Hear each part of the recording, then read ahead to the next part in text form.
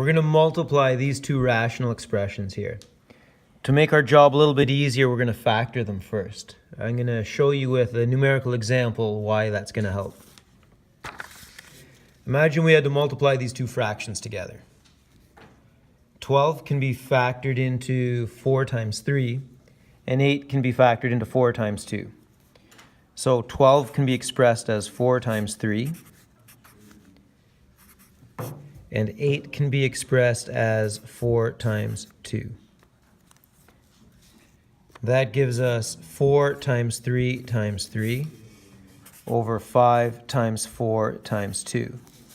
Notice the 4's cancel out, so we're left with 3 times 3 in the numerator and 5 times 2 in the denominator.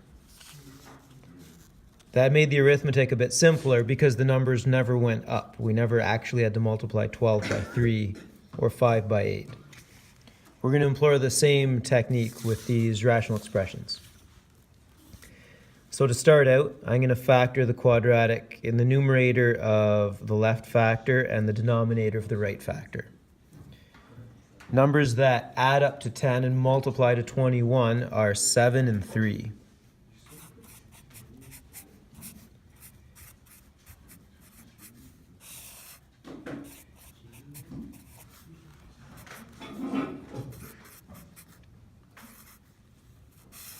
And numbers that add up to 9 and multiply to 14 would be 7 and 2.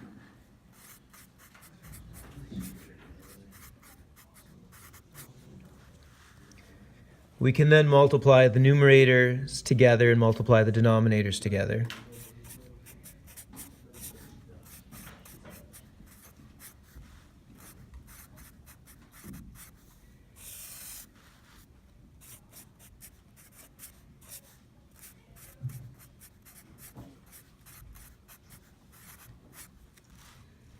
And now the canceling that we can do becomes apparent. Before doing so, we must state any restrictions. Remember, the only important rule here is that you cannot divide by 0. The denominator will be made 0 if x is negative 3, or negative 7, or negative 2. So we must state that x cannot be equal to, and if it's a bunch of them, you can indicate it with set as in set notation. So x is not equal to negative 3, or negative 7, or negative 2. And now we can proceed to cancel out. And what we're left with is the entire thing is equal to 1. To give you an idea what that would look like if we were to graph it,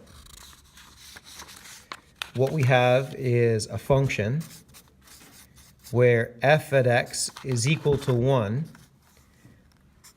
with a domain where x is never equal to negative 3, negative 7, or negative 2.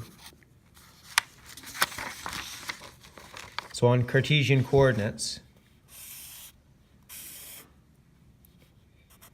up here is the line where y is equal to 1.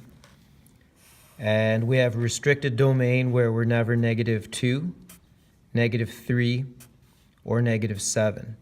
So there will be 3 holes in the line where there is no value, and a horizontal line everywhere else.